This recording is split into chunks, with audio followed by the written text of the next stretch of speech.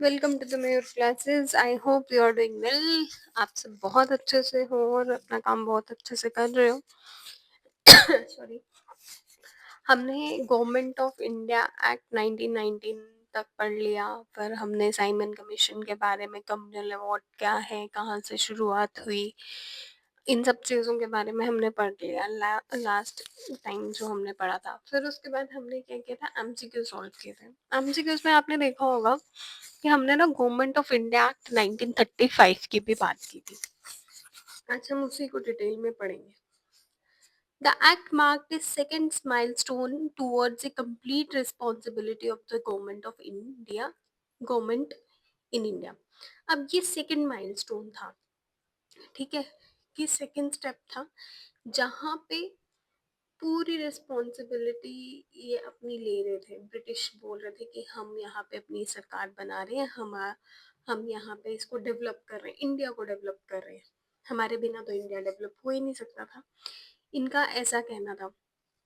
It was lengthy and detailed document having 321 sections and 10 schedules. अब ये लेंदी document था और इसकी कितने उस टाइम पे इन डॉक्यूमेंट्स बनाए थे, कितने सेक्शंस बनाए थे, 321। और कितने शेड्यूल्स थे, 10 शेड्यूल्स थे। अब फीचर्स क्या क्या थे, एक तो इस्टेब्लिशमेंट हुई थी ऑल इंडिया फेडरेशन की, प्रिंसली स्टेट्स को एज यूनिट्स माना गया, और पावर्स एक्ट डिवाइड हुई थी किन किन के बीच में, centre and the unit terms कौन से आगे, प्रिंसली स्टेट। तीन लिस्ट थी, एक फेडरल लिस्ट थी फॉर सेंटर, फेडरल में सेंटर जिसमें 59 आइटम्स थी। प्रोविंशियल लिस्ट थी फॉर प्रोविंसेस जिसमें 54 आइटम्स को रखा गया था, और एक कॉन्करेंट थी जो दोनों साइड्स पे चलेंगी, ये आज भी है। तो ये प्रोविजन हमने कहाँ से बोरो किया हुआ है, गवर्नमेंट ऑफ इंडिया एक्ट 1935, ठीक है। ये आपको पता लग गया कि आज जो हम ये बात करते हैं स्टेट लिस्ट, सेंट्रल लिस्ट, ये कहाँ से ली गई है, कॉन्करेंट लिस्ट ये कहाँ से ली गई है, गवर्नमेंट ऑफ इंडिया एक्ट 1935। अच्छा, दोनों जो कॉन्करेंट लिस्ट थी उसमें कितनी आइटम्स थी, 36 थी। Residuary powers were given to viceroy. अच्छा, रेजिडरी पावर्स किसको दे दी गई, वाइसरॉय को दे दी गई। अब federation never come into being a princely states did not join in. अब इन किसने ज्वाइन नहीं किया था, प्रिंसली स्टेट्स ने। प्रिंसली स्टेट्स को लगा ना कि भाई हमारी राजशाही चली गई, अब तो हम किसी के अंडर आ रहे हैं, उनको तो यही फील हो रहा था। इट एबॉलिश डायरकी, इन्होंने क्या खत्म किया था, डायरकी खत्म की थी। और कहाँ पे, प्रोविंसेस में। और इंट्रोड्यूस क्या किया था, प्रोविंशनल ऑटोनॉमी। क्या इंट्रोड्यूस किया गया था, provincial autonomy. The provinces were allowed to act as the autonomous, जो चीज थी एडमिनिस्ट्रेशन की वो डिफाइन की गई थी रिस्पॉन्सिबली। अच्छा, यहाँ पे क्या था, 37 में इन्होंने एक एडवाइस दी थी कि यहाँ पे प्रोविंसेस में गवर्नमेंट आएगी, गवर्नर एक्ट करेंगे, एडवाइस ऑफ मिनिस्टर्स आ जाएगा, रिस्पॉन्सिबल प्रोविंशियल लेजिस्लेचर आएगा। बट केम ये कब कब इसको इफेक्ट में लाया गया, 37 में, 35 में बात हुई, 37 में इफेक्ट में लाया गया। और इसको डिसकंटिन्यू कब किया गया, 1939 में। It provided the adoption of dyarchy at the centre. अब डायरकी कहाँ पे लाई इन्होंने, सेंटर में लाई। और बट डिवाइडेड, और कॉन्सिक्वेंटली फेडरल सब्जेक्ट्स को कहाँ पे किस में डिवाइड किया गया, रिजर्व सब्जेक्ट और ट्रांसफर सब्जेक्ट्स में। However, this provision of the act did not come into operation at all. ये सारे ऑपरेशंस हुए नहीं थे उस टाइम पे, ठीक है। फिर है बाइकैमरलिज्म, इंट्रोड्यूस किया गया था। बाइकैमरलिज्म में क्या है, 6 out of 11 provinces, Bengal, Bombay, Bihar, Madras, Assam, United Provinces were made bicameral consisting of legislative council and legislative council को क्या कहते हैं, अपर हाउस, और लेजिस्लेटिव असेंबली को क्या कहते हैं, lower house. However, many restrictions were placed on them. बना तो दी इंडियंस को फुल्ली थोड़ी अथॉरिटी दी थी, उनके ऊपर भी बहुत सारी रिस्ट्रिक्शंस इम्पोज की गई थी। भाई क्यों देंगे आपको फुल्ली वो अथॉरिटी, आपके ऊपर भी तो रिस्ट्रिक्शंस लगाएंगे। The further extended the principle of communal representation by providing separate electorate for depressed class, scheduled caste। अच्छा, इन्होंने फिर से कम्युनल रिप्रेजेंटेशन को बढ़ाया। कैसे बढ़ाया? Depressed class, schedule caste, womens labour works तक लेकर गए। फिर इन्होंने council of India establishment act 1858 में जो भी चीजें थी उसको क्या किया? एबॉलिश, खत्म किया। Secretary of the State of India for India was provided with the terms of team of advisory। उस secretary of state for India को क्या दी गई? एक टीम दी गई एडवाइजर्स की। फ्रेंचाइजी को एक्सटेंड किया गया। 10% of total population got the voting right. सिर्फ 10% लोगों को वोटिंग राइट मिला था। एस्टेब्लिशमेंट, आरबीआई कब आया था? 1935 में आया था। Control the currency and credit to the country. आपको पता ही है आरबीआई का क्या काम होता है, ठीक है। वो कब आया था? गवर्नमेंट ऑफ इंडिया 1935 में। It provided the establishment of not only Federal Public Service Commission but also PSCs भी आई थी, जॉइंट PSCs भी आई थी for 2 or more provinces के लिए। It provided the establishment for Federal Court। Federal court भी आया था और इसको सेटअप कब किया गया था? 1937 में। अब है हमारा लास्ट, इंडिपेंडेंस एक्ट 1947। अब इंडिपेंडेंस एक्ट में क्या है? फरवरी 20 1947 में क्या होता है? प्राइम मिनिस्टर जो कौन थे? क्लिम्ट एलीट declared the British rule in India was end. कब खत्म होगा? 1930 जून। इन्होंने बोला था 30 जून 1948 तक खत्म हो जाएगा।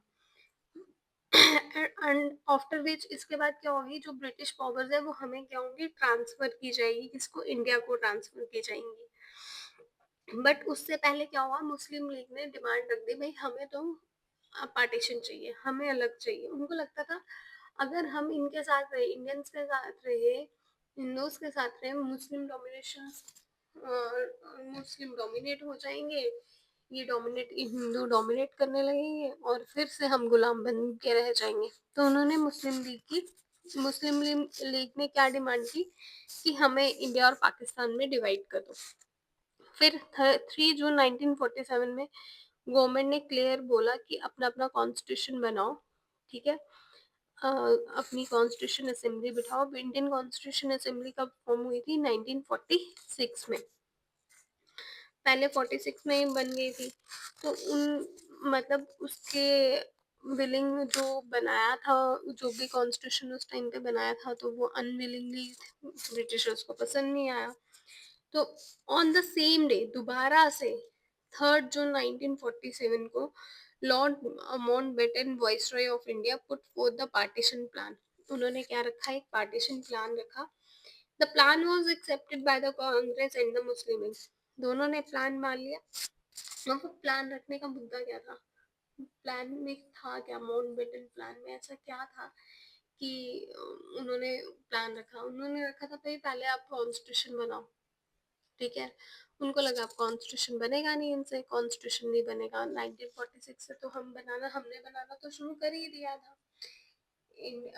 कॉन्स्टिट्यूशन असेंबली तो बैठी ही हुई थी।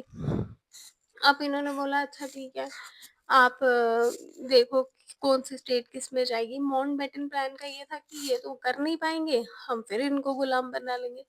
पर इस बार ऐसा हुआ नहीं था। द प्लान वाज, और इफेक्ट कब आया? इनैक्ट कब हुआ? इंडियन इंडिपेंडेंस एक्ट 1947 में। एंडेड हुआ British rule and declare India as an independent. और ब्रिटिश रूल खत्म हुआ 14 अगस्त 1947 को। इंडिया एक सॉवरेन स्टेट बन गया और ये क्या बना? डिक्लेयर क्या हुई? इंडिया की इंडिपेंडेंस डिक्लेयर हुई। इसी दिन पार्टीशन भी हुआ। इंडिया दो देशों में बट गया। कौन कौन सी डोमिनेंस? एक इंडिया और एक पाकिस्तान, ठीक है। अब इसकी राइट टू सीट किसको मिला था?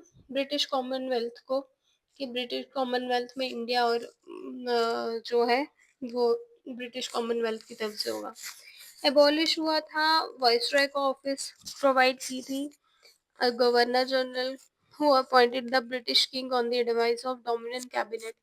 उस टाइम की जो कैबिनेट होगी उसकी एडवाइस पे होगा।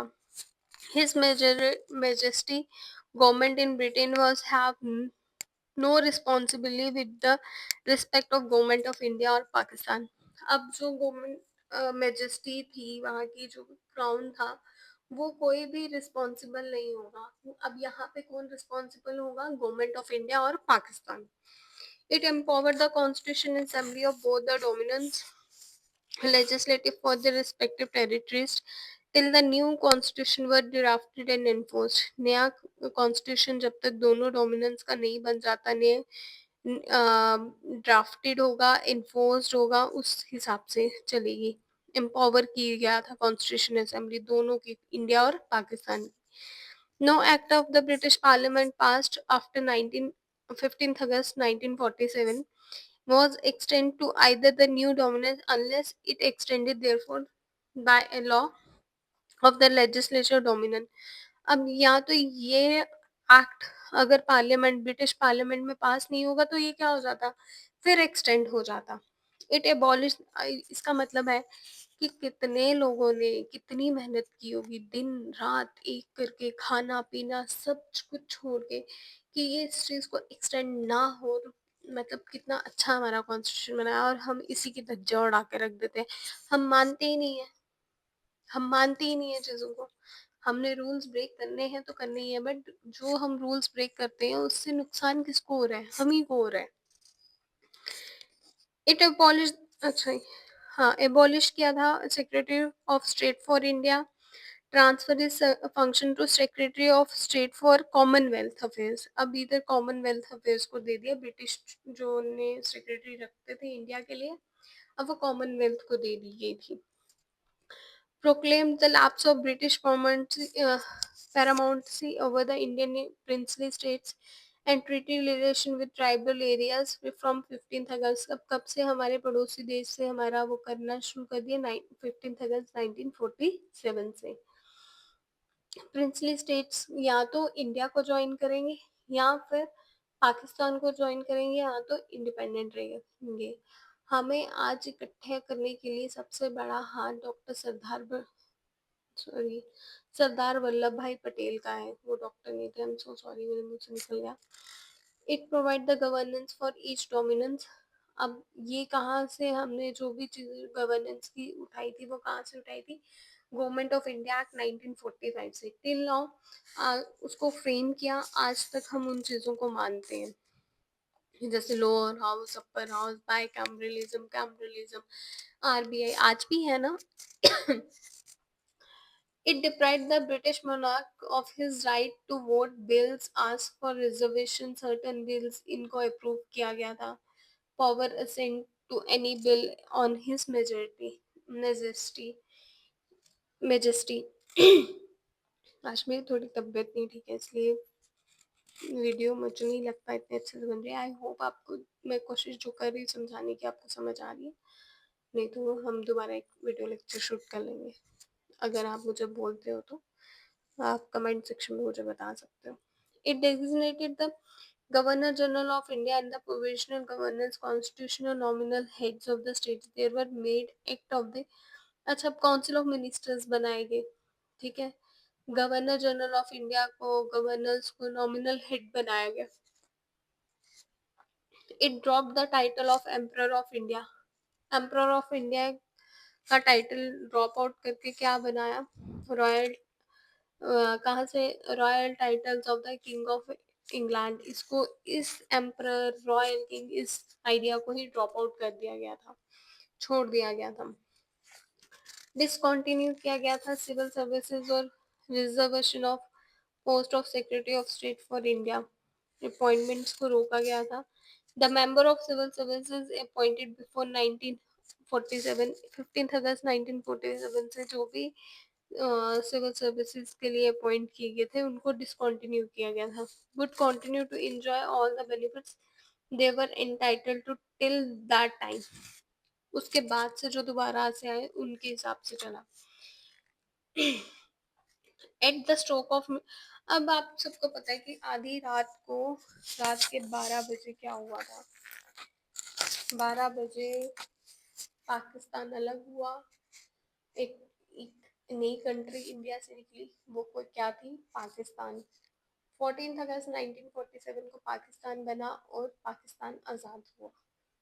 15 अगस्त 1947 को इंडिया आज़ाद हुआ था। ठीक है।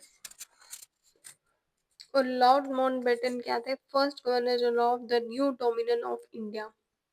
और जवाहरलाल नेहरू ने जो थे वो क्या थे, first prime minister independent India के।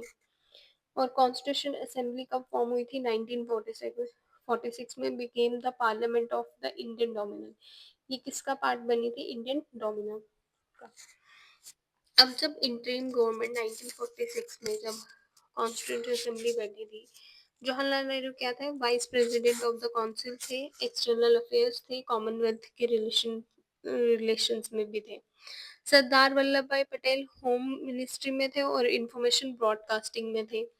Doctor Rajendra Prasad food and agriculture, doctor John Matthai industry and supply, Jagjivan Ram labour के थे पोर्टफोलियो।